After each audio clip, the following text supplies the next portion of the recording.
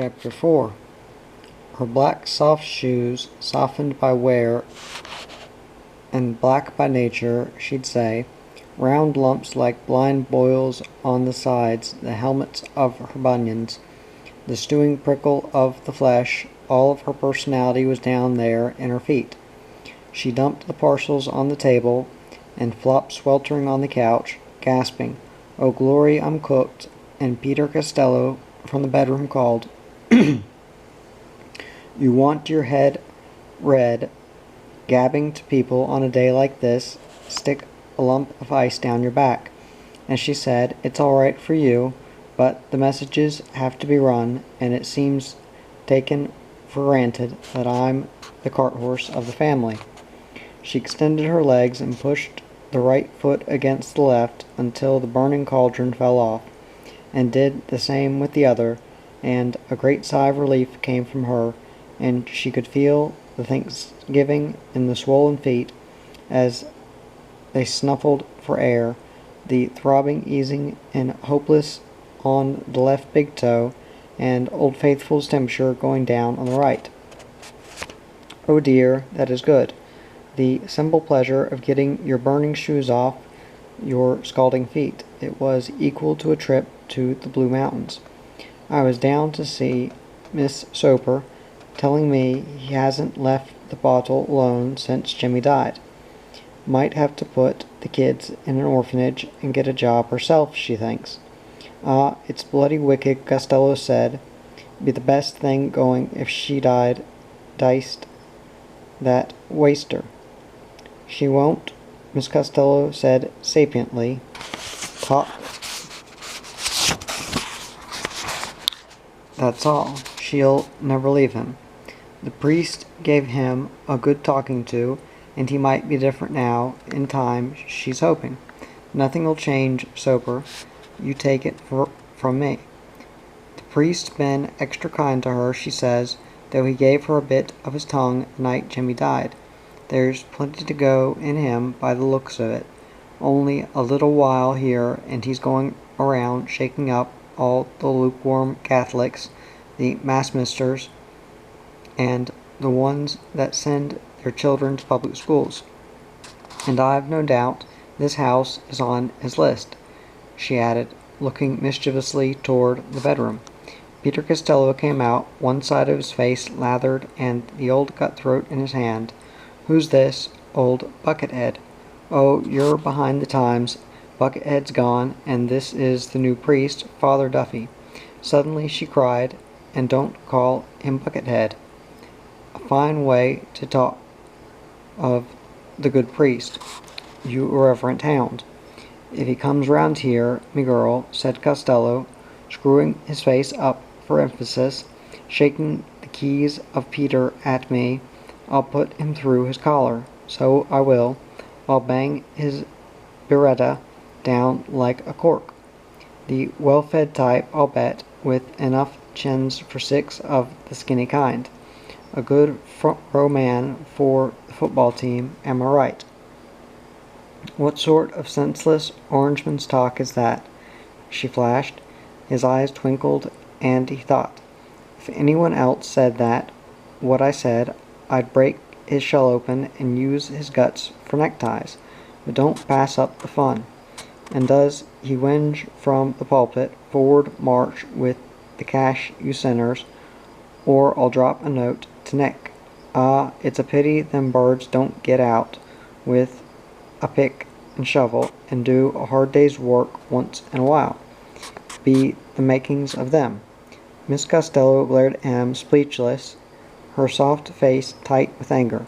"You'll change your tune, me fine blaspheming gentleman, when you're face to face with your God. You'll be begging for the priest then, and them not stirring a finger to help you. And I'll tell you this, you big clod-hopping ignoramus, the priest doesn't have it easy, up at 5 in the morning at the beck and call of sin-soaked boneheads day and night, expected to perform the duties of a policeman without a baton, to be friends with everyone, and yet not to be soft. Good godly men, and you begrudging them every bite they put in their mouths.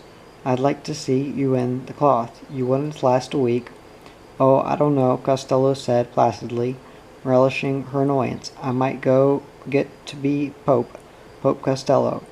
He ruminated and laughed aloud. "No, hear what am I saying? Pope Bluey, it'd be, of course, from Australia." And he laughed all the more at the comedy of her fury. Her snatching up the vegetables and banging them in the cupboard, and stamping in and flouncing back to the kitchen with the groceries, and all done in her slapping bare feet. Knowing it time to stop, he went back to his shaving. And out in the kitchen she was annoyed with him, still and still more annoyed with herself for letting him get her in, knowing in her heart the unsayability of her faith, and knowing in her mind her inability to defend it with cool and easy words like the Redemptorist fathers, and being struck by that with a sense of disturbing futility. Oh, I hope that priest does come and pull the floor from under him the torment. Father Duffy came on a Saturday afternoon, and Peter Costello, who was getting ready to go out on his weekly bender, answered the knock with bare feet and his braces dangling, and was about to blurt out as he pulled open the door, "Come in," to reply, or Mickey, or Charlie, "You old bastard," when the words stopped in his mouth, and he was confounded with surprise. He burst out, "We are all Protestants here." "Well then," Father Duffy smiled amiably, "it's most encouraging to see your wife coming along to our church. There's probably no stauncher Catholic than a good convent." His smile deepened. "You know, I strike so many people that call me names like Dick, Devil Killer, the Terrible Tyke, the Bludgeoning Trade Trapper, and Holy Joe, that it's a pleasure indeed to come up against such a friendly welcoming face like yours. A Dublin man are you? No, more north I'd say, Armagh perhaps." While he was talking, Father Duffy had somehow got through the door, and was standing in the hall with Costello facing him on the doorstep, and unable to explain the magic of the reversed positions, blank-faced and bankrupt of words, and Father Duffy, smiling jovially, said, "This way," and started walking down the hall.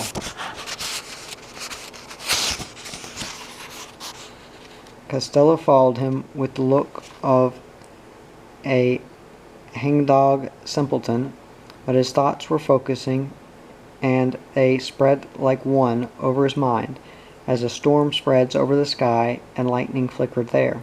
By God, let him out with one word to me. Let him just open his gob about why this and why that, and I'll mince him up so much his own bishop won't know him. He went ahead of the priest to open the door into the dining room, and told the priest to take a seat, and said, "I'll get to the wife." He went out the back, stepping gingerly on the little pebbles of gravel, knocked on the lavatory door, and said resentfully, "Lizzie, the priest's here." "What? You don't say," she added, still in one piece, "I hope." "Don't squat there barging at me. Hurry up. Go on inside and talk to the man before he gets off with all the silverware in his pockets." Costello walked inside, trying to work up a friendlier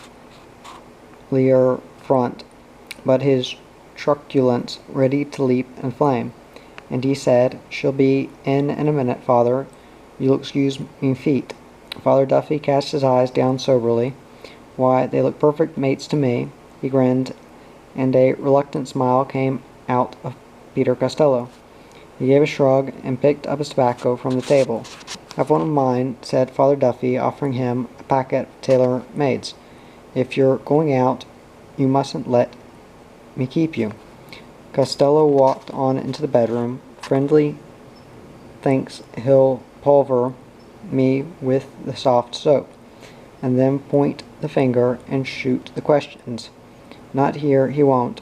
Let him try. He'll come the biggest gutser ye ever come?" "What is Armagh?" called Father Duffy. Costello answered more promptly than he liked. "Good enough. Ballygalley it was." "Ballygalley? Well, now, I was born 15 miles from there, Monaghan.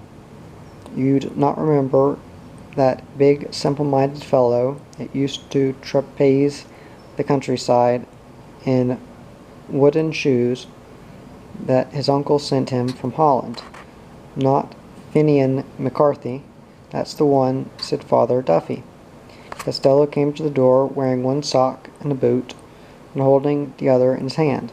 "Bless me heart and soul, did you know him? I met that man in Ragwood just the once, but I'll never forget the way he played that harp. I don't believe there was ever a man to touch him outside Blind Rafferty. You remember that harp Finian had, do you? Like it was in front of me," cried Costello. "That lovely Sallywood, polished like a dance floor, and the golden strings to it, a beautiful piece of work. Finian McCarthy made that harp, you know, and it might surprise you. It was myself that helped him to do it. Is that a fact now? We were kids together and made it in a little shed at the back of the byre on Finian's place. Well, well, just think of that." Costello breathed nostalgically, and came and sat down on a chair, his truculence for the moment at bay, disarmed by the spell of tender recollections that were always with him. And Father Duffy went on to tell how the great lump of a fellow, McCarthy, with the shaggy head and heart for poetry, took it into his mind to be a wandering musician, with his harp strung in a goatskin cover over his oaky shoulders, and how he himself went on to the seminary to study for the priesthood, and was sent out, like the hundreds of other young Irishmen, to keep the faith from going under in Australia. And in the midst of this, Miss Costello came into the kitchen and stood stock still, hearing them magging amiably and even excitedly, and her husband laughing now and then. And she whispered, "Good Lord, maybe my prayers have been answered." She entered the dining room smiling, and Father Duffy greeted her and told her what a pleasant little chat they were having. Costello sheepishly started to pull on his other sock and boot. "Would you like a cup of tea, Father?" she asked. "No, thank you, Miss Costello, but some other time I'd be glad. Tell me, is that one of your boys?" She looked up after his eyes at the soiled photograph on the wall. "That's Johnny." Father Duffy stood and gazed at the picture in the dusty frame, at the boy wearing shorts and boxing gloves, with the left hand blurred out of focus and the head smeared out of shape at the top by a trail of light. "One of his friends took it," Miss Costello said. "A fine lad, and that's me other son, Dano." "Oh yes, the same cameraman took him too, I see." Miss Costello laughed, and Costello went into the bedroom. "What's up with me playing right into his hands? Big mug that I am, a little gab, and I give me guts." He pulled off his coat off the wall, slapped the dust off the shoulders. "Well, let him start, just let him start, that's all."